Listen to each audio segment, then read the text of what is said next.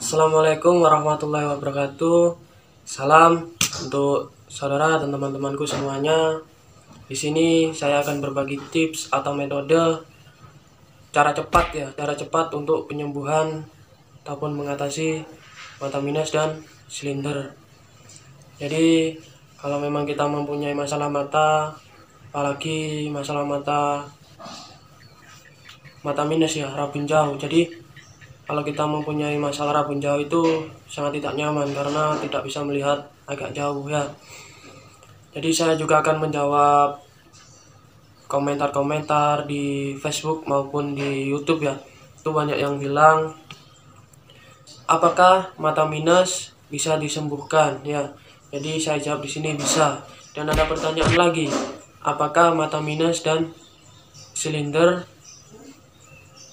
bisa disembuhkan hanya dengan lasik ya? Tapi saya jawab di sini tidak hanya lasik ya.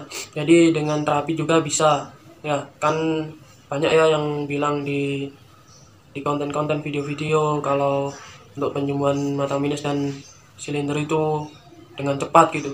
Tapi saya sering coba itu hasilnya kurang memuaskan ya.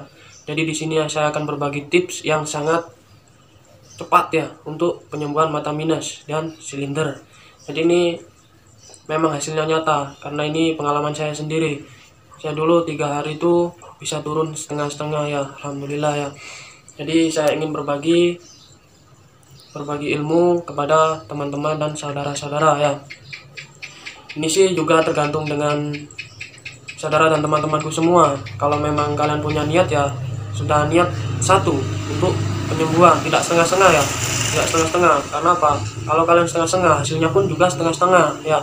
Kalau sudah niat ya kita harus sabar dan sangat sangat telaten. Karena apa? Kita harus butuh ketelatenan ya kalau kalian mengikuti metode atau tips saya. Jadi sebelum kita melanjutkan video, ada lebih baiknya untuk saudara dan teman-temanku semuanya like dan komen video, dan jangan lupa untuk subscribe, tekan tombol lonceng agar kalian tidak ketinggalan video-video selanjutnya yang tentang kesehatan ya. Jadi langsung saja saya jelaskan metode terapi ya, metode terapi. Jadi metode terapi saya di sini dibagi menjadi 2 statement ya, 2 statement maksudnya. Jadi statement pertama itu dibagi menjadi 2 bagian, statement kedua dibagi menjadi 2 bagian juga. Terus statement pertama itu kita akan membahas terapi sehari-hari kita ya, ini yang inti ya.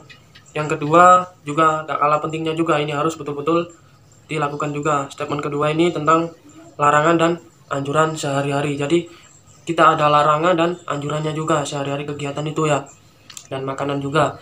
Nah langsung saja kita ke statement pertama, statement ke-1 ya.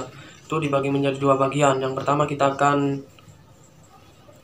pemijatan relaksasi dan pengaktifan saraf-saraf mata ya. Jadi saya jelaskan dan saya praktekkan ya.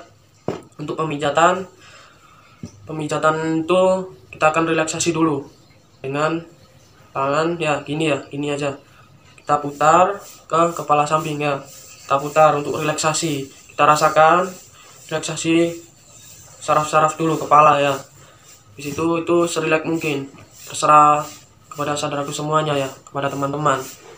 Ya, yang kedua dengan tangan gini ya. Itu kita pijat di bagian kepala ya, kepala belakang. Awal ke leher dulu, lalu ke kepala atas ya. Ini serileks mungkin ya. Terserah mau seberapa lama, terserah. Itu yang kedua. Dan yang ketiga kita akan pijat ke leher, yakni kita oleh ke kanan dulu. Oleh ke kanan kita akan pijat ya. Jadi di leher yang belakangnya telinga ya, kita pijat, tekan ya di sini. Tapi kita nengok ke kanan ya. Nah, ini pijat minimal 10 kali. Lalu kita nengok ke kiri. Ini juga pijat minimal 10 kali ya. Itu yang ketiga. Sekarang yang keempat. ini kita akan memijat atau mengaktifkan saraf mata ya di alis ya, ini alis dengan cara begini yang keempat ya, dari dalam ke luar ini ya. Ini lakukan minimal 10 kali. Lalu yang kelima kita pakai ini telapak tangan ya, ini dari dalam ke bawah ya, ini tekan sangat tekan ya. Ini lakukan minimal 10 kali ya, minimal. Terus yang terakhir ini ya, di bawah habisnya alis ini ya, ini ya. Nah ini pijat gini minimal 10 kali juga. Lakukan ini satu hari 2 kali ya.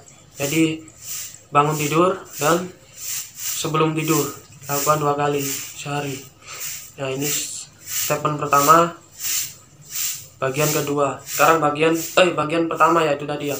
Sekarang bagian yang kedua. Bagian yang kedua itu jus ya. Bagian yang kedua itu jus. Jus apa itu yang kita konsumsi sehari-hari ya. Terapi ini yang inti ya. Jus pertama itu wortel ya. Wortel. Yang kedua itu apel hijau ya. Nanti saya ajari cara mengejusnya juga ya. Yang kedua apel, yang ketiga tomat, yang keempat madu, yaitu bahannya ya. Ya langsung saja kita jelaskan dan kita praktekkan untuk cara mengejus. Nah ini kita siapkan bahannya dulu ya, ketiga bahannya ini dulu. Nanti untuk madunya setelah diperas itu dikasih madu ya. Kita siapkan dulu yang pertama wortel yang sudah dicuci, apel hijau yang sudah dicuci, dan yang terakhir tomat yang sudah dicuci. Ketiga bahannya ini ya untuk di blender ya. Jadi saya biasanya itu takaran air ya, takaran air untuk blender itu dikira-kira sendiri. Kalau saya biasanya itu untuk blender ketiga-tiganya itu takaran air itu segini ya. Jadi atasnya setengah. Ini pakai gelas kopi aja, gelas kecil aja, biar nanti lebih kental ya jusnya. Jadi segini airnya. Nanti ini di blender dicampur sama airnya, jadikan satu ya di blender. Nanti habis di blender disaring ya, disaring dan diperas. Ampasnya itu diperas sama di saringan itu ya. Lalu nanti kasih madu ya, jadinya seperti ini ya setelah di blender, jadi agak kental ya. Lalu kita kasih madu setelah di blender dan diperas. Kita kasih madu 1 sendok saja madunya ya, nggak usah banyak-banyak. Madunya madu terserah, jadi terserah kalau madu apa aja nggak apa-apa, yang penting madu ya. Kita kasih 1 sendok ya, 1 sendok saja. Kita aduk merata ke perasan jusnya tadi ya, sampai merata. Dan ini diminum 1 hari 2 kali. Jadi kita jus itu 2 kali sehari ya. Jadi di pagi dan sore ya, 2 kali sehari ya. Ini diminum untuk terapi sehari-hari ya. Jadi ini statement pertama bagian 2 ya.